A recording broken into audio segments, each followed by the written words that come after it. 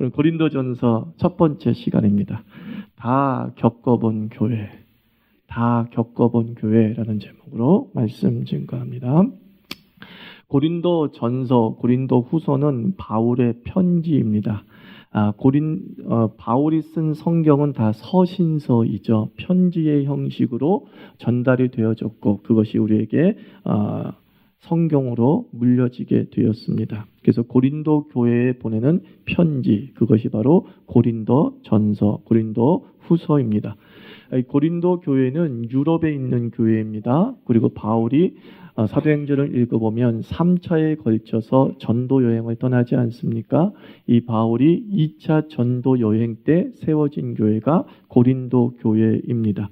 이 고린도라는 도시를 한번 살펴보면 당시에 고린도라는 도시는 큰 항구 도시였습니다.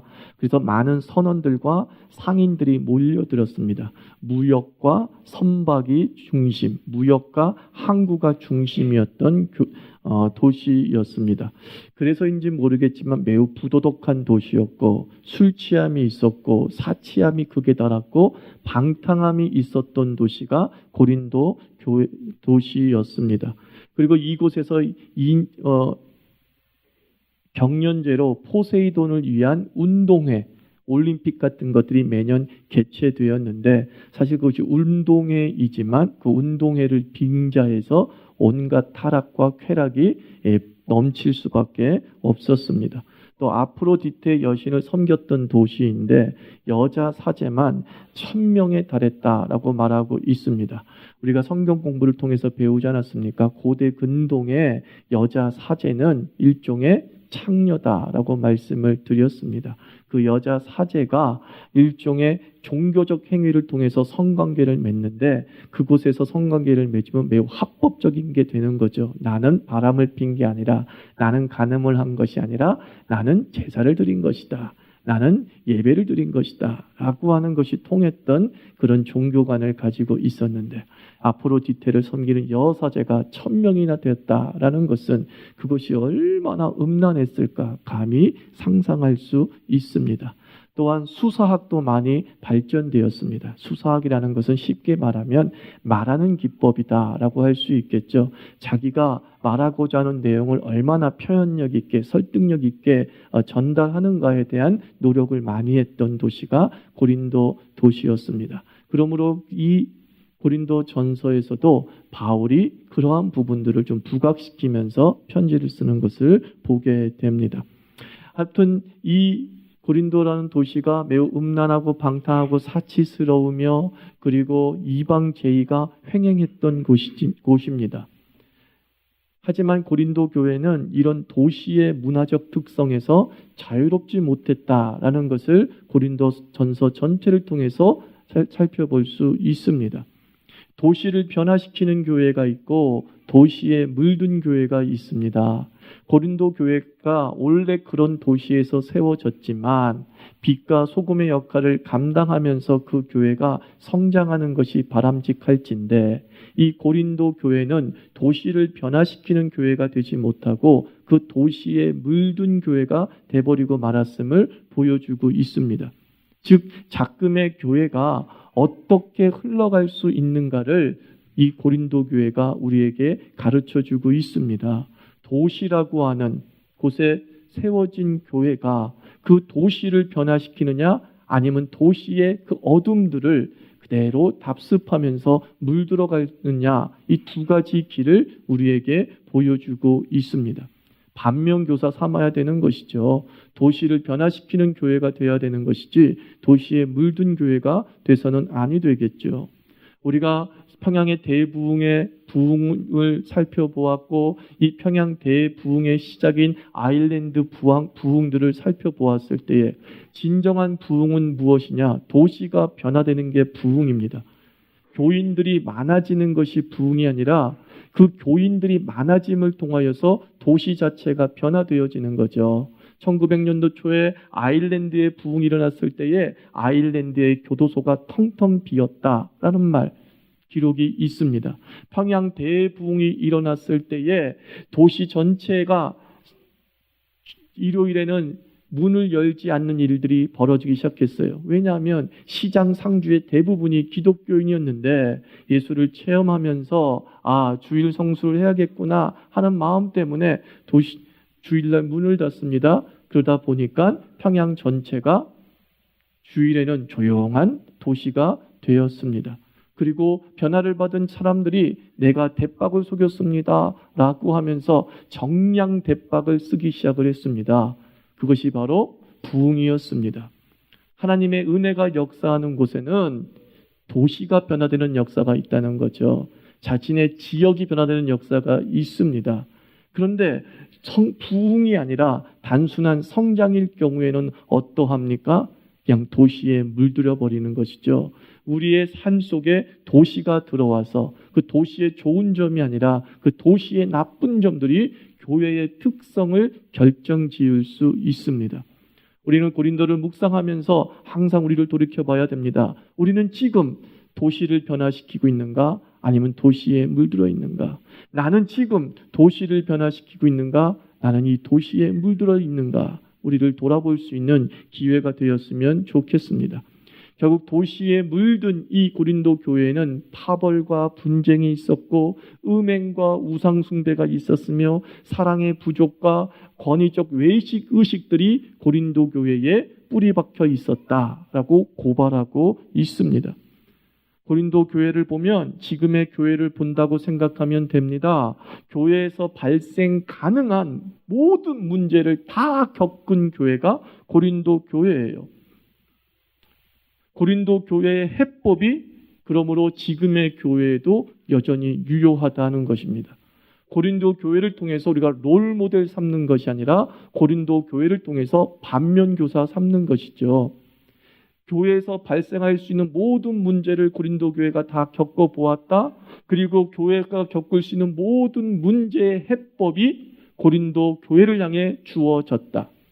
그러므로 우리는 이 고린도 전서를 묵상하면서 해법을 찾아야 되는 것이죠. 이런 일이 있을 수 있겠구나. 또 이런 일이 있었었지. 그렇다면 이것은 어떻게 극복해야 되고 이겨나가야 될 것인가. 그 해법들을 우리가 찾을 수 있습니다.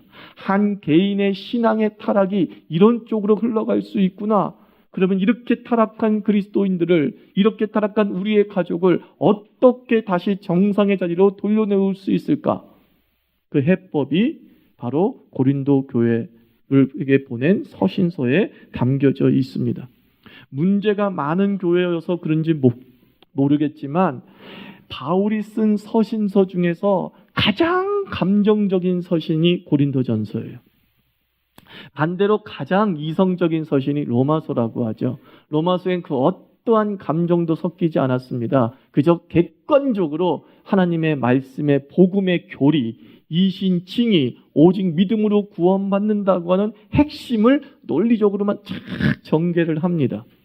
어떤 한 사람에 대한, 어떠한 개인에 대한, 그리고 바울이 자기가 느꼈던 감정에 대한 것들이 소개되지 않는 반면에 고린도 전서에는요, 인간 바울을 보게 돼요. 인간 바울이 그 고린도 교회를 향해서 어떤 감정을 가지고 있는지를 명확하게 노출하고 있는 성경이 고린도 전서예요. 그부터 느낀 게 뭐예요? 사람은 문제 앞에선 이성보다 뭐가 먼저 작동해요? 감정이 먼저 작동할 수 있구나 하는 부분들을 생각해 보게 됩니다. 이 감정적인 서신, 이 고린도 전서의 기록 목적은 앞서 말한 대로 고린도 교회에 발생한 온갖 문제들을 해결하기 위한 신앙적 해법을 제시하는 성경이 고린도 전서예요. 이 고린도 전서가 제시한 신앙적 해법이 제일 먼저 제시한 해법이 뭐냐면 고린도 전서 1장에서 십자가의 도를 얘기하죠. 십자가의 도.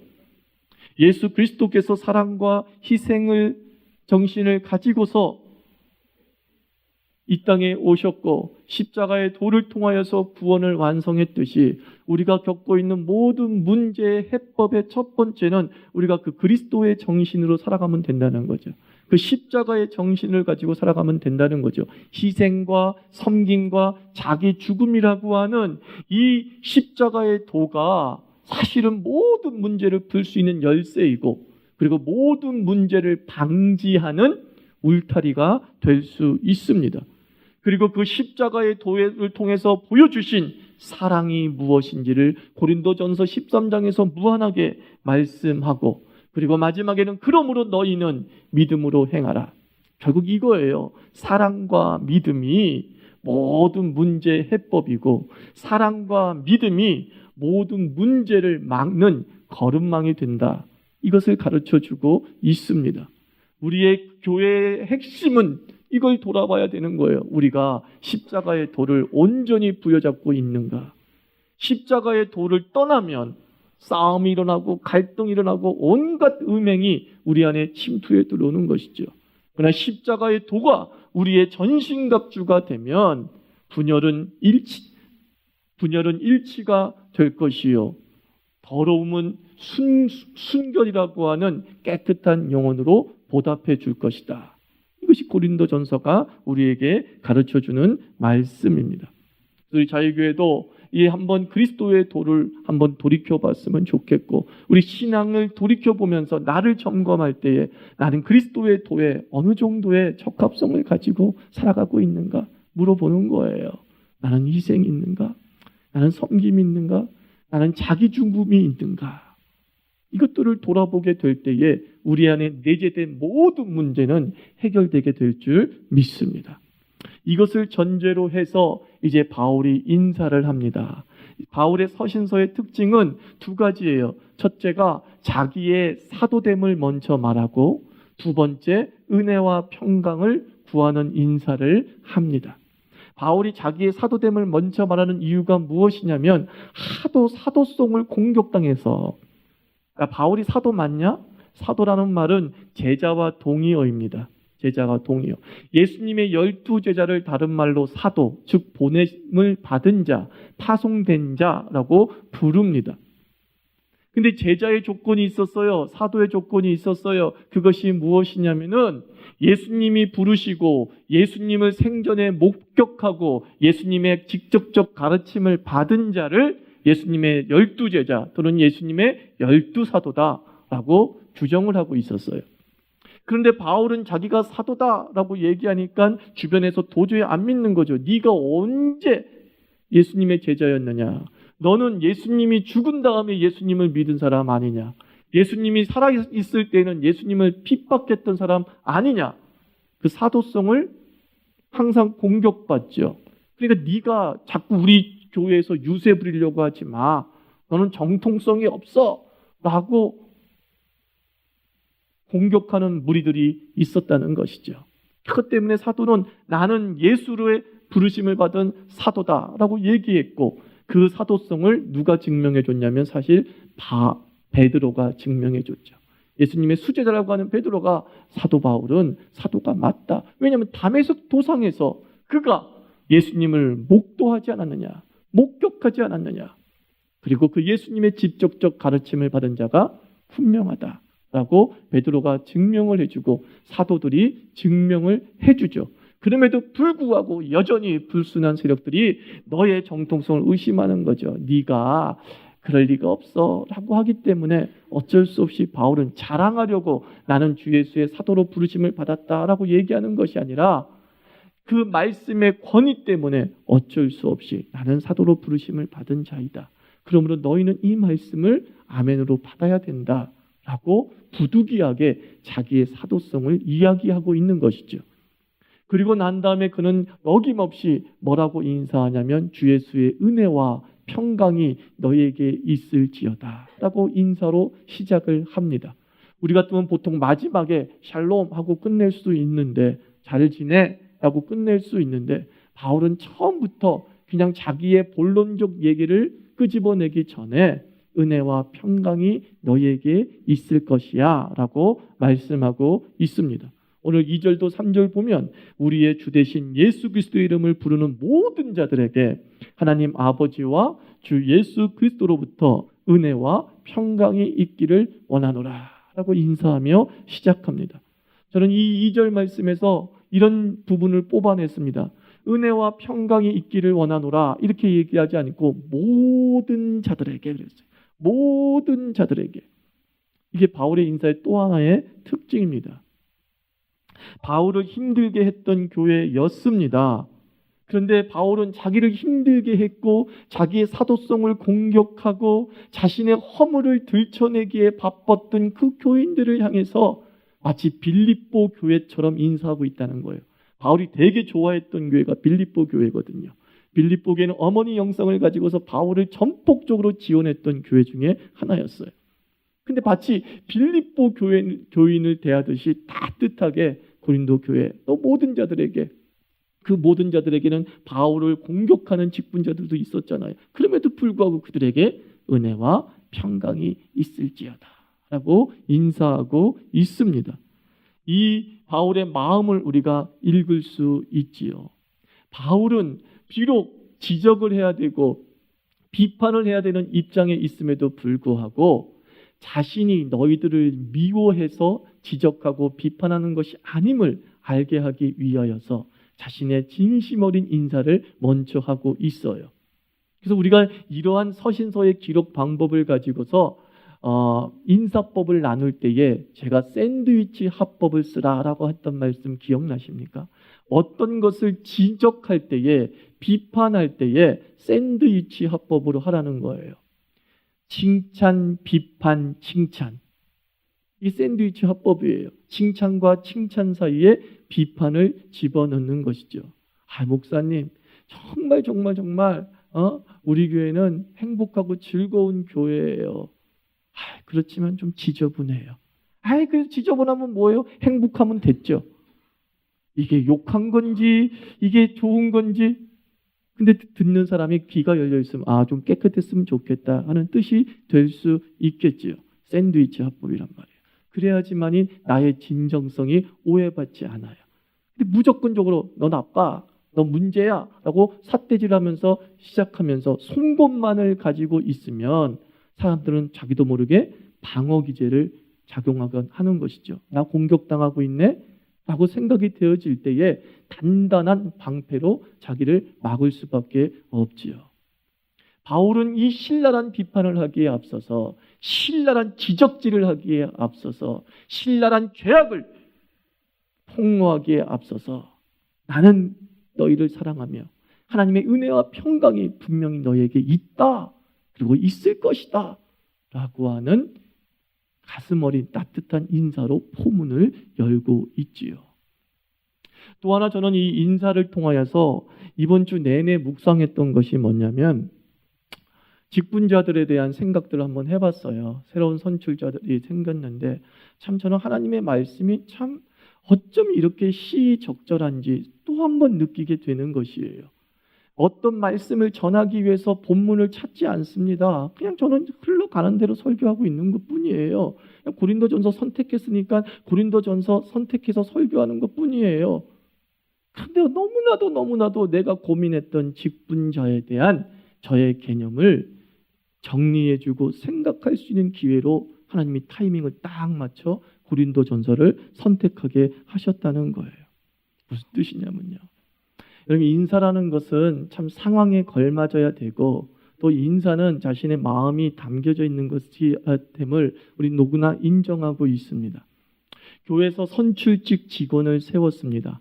장로, 안수집사, 권사를 선출직 직원이다라고 얘기를 합니다. 헌법에는 선출직 직원을 세웠습니다. 우리는 그 선출된 자들을 향해서 이렇게 얘기합니다. 축하합니다. 축하합니다. 축하라는 뜻은 무엇이냐면 남의 좋은 일을 기뻐하고 즐거워한다, 그런 뜻입니다. 굉장히 좋은 인사죠. 축하합니다. 그러면 퀘스천 마크를 붙였어요. 낙선자는 불행한가? 라는 거예요. 선출된 자는 좋다는 거잖아요. 축하한다는 것. 당신 좋은 일을 겪었어요. 근데 선출이라는 그 자체는 낙선자도 존재하거든요.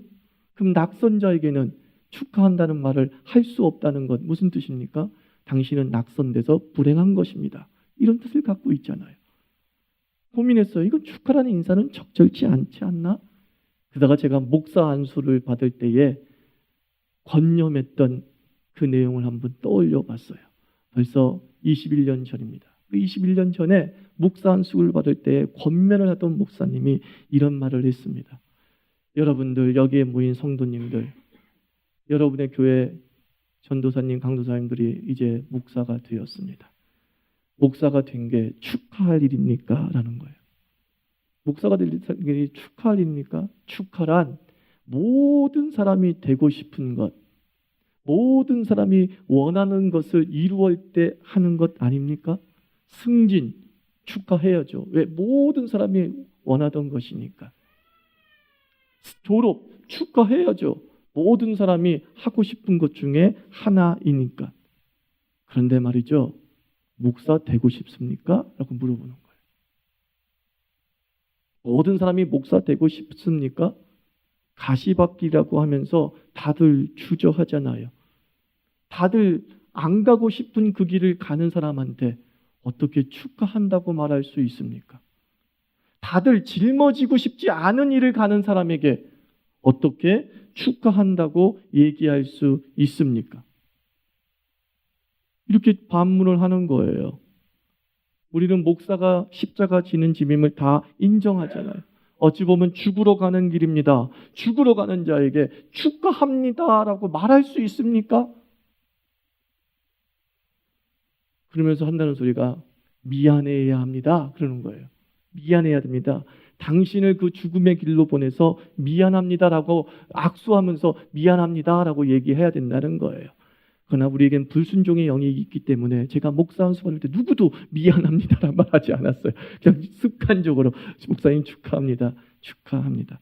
그런데 말이죠. 미안합니다라는 인사도 또 바람직하지 않은 이유가 성도를 죄인으로 만들잖아요. 너도 가야 되는 길이었는데 나는 안 간다. 미안하다. 그것도 성도를 죄인으로 만드는 인사 아닙니까? 참 그래서 균형 잡는 것이 얼마나 힘든지 하나의 의미를 찾아내고 그 의미를 적용하기 위해서 우리가 얼마나 심사숙고해야 되는지를 저는 새삼 깨달았어요. 축하합니다란 말이 어울리지 않는 건 맞는데 그렇다고 해서 미안합니다라는 말도 어울리지 않는 것이죠. 저는 교회 선출직 직원에게 한번 그래서 적용해 보았습니다. 교회 임직자들에게 다들 얘기합니다. 장로님 된 거 축하합니다. 권사님 된 거 축하합니다. 그것을 낙선자에게도 할 수 있는가? 할 수 없다면 앞서 말한 대로 낙선자는 실패자요, 낙선자는 은혜 받지 못한 자요, 낙선자는 인정받지 못한 자가 돼버리고 마는 거예요. 지난 3월 26일 선거가 끝났습니다. 5명은 붙고 5명은 떨어졌습니다. 떨어진 5명한테 가서 떨어진 거 축하해요 라고 우리가 하지 못했다고 한다면 그 사람은 뭐예요? 당신은 실패했습니다. 제가 말하고 싶진 않지만 당신은 인정받지 못했습니다. 우리가 무의식적으로 얘기하고 있는 것이죠. 도대체 떨어진 자는 실패자가 아니잖아요. 세상은 실패자라고 얘기하지만 교회에서 안수 집사 못된 거 실패자 아니잖아요. 권사 못된 거 실패자 아니잖아요. 그렇죠? 안 그래요? 그렇잖아요. 실패자 아니잖아요. 그러면 그 사람한테도 적용될 수 있는 인사법이 되어야 세상에 물들지 않는 교회가 되는 거죠. 도시에 물들지 않는 교회가 될 수 있는 것이죠. 미국은 직분자들에게 선출직 직분자들에게 God bless you 한다고 합니다. 하나님의 은혜가 당신에게 있기를 바란다. 또 한국에서는 요즘 바뀌어가지고 기대합니다 라고 목사 안수식 때 인사한대요. 기대합니다. 목사님으로서 기대합니다. 좋은 것 같아요. 저도 마땅한 인사를 찾으려 노력했어요. 뭔가 부족해. 그래서 제가 찾아낸 인사가 무엇이냐면 오늘 주보에 적힌 거예요. 광고란에 적힌 거예요. 응원합니다. 그렇죠? 응원합니다. 나도 그 길을 갈 사람이고 나도 그 길을 가야 됩니다. 당신이 먼저 가니까 나는 뭐예요? 방관자로 떨어져 있는 게 아니야. 같이 가겠습니다. 응원합니다. 떨어진 자에게도 할 수 있는 거잖아요. 응원합니다. 떨어진 자에게 할 수 있잖아요. 우리 다음에 그 길로 같이 갑시다. 그런 뜻이잖아요. 응원합니다. 놀랍지 않아요? 너무 잘 찾았죠? 직분자를 향한 인사법. 목사 한수식에서 할 수 있는 인사법. 임직식에서 할 수 있는 인사법.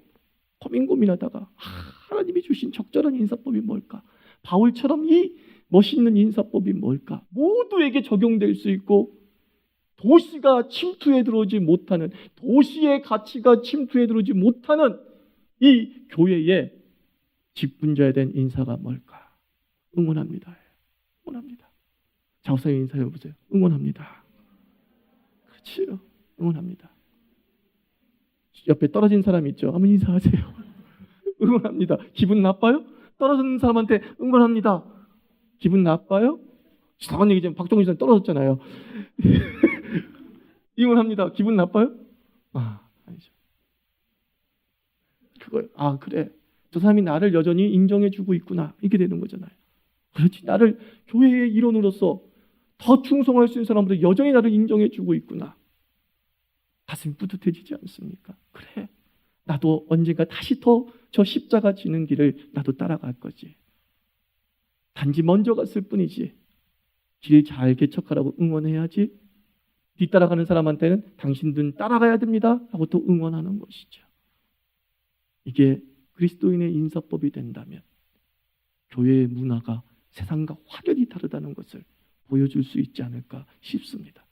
고린도 교회 분열 이유 중에 하나가 직분의 권력화와 섬김이 아니라 낮아짐이, 권력화이고 섬김이 낮아짐이 아니라 대접이 되었고 높아짐으로 이해되었습니다. 그게 바로 교회 분열의 이유 중에 하나였어요.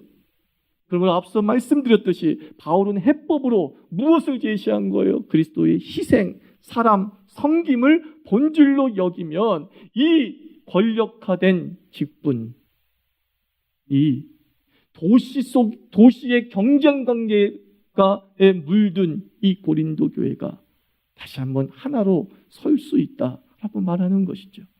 그리고 단어 하나 선택하는 게 얼마나 중요한지 몰라요, 여러분들. 단어는 개념이거든요. 개념이 표현되어진 것이거든요. 마음이 표현되어진 것을 언어학자들은 단어라고 얘기하는 거예요. 그 단어 하나 선택하는 것이 얼마나 중요한지. 바울이 2000년 전에 은혜와 평강을 선택했다면 우리 자유교회는 2017년도에 응원을 선택합시다. 응원을 가지고 우리의 마음을 그리스도의 희생과 섬김과 자기 죽음의 길을 걸어가는 사람한테 응원하십시오.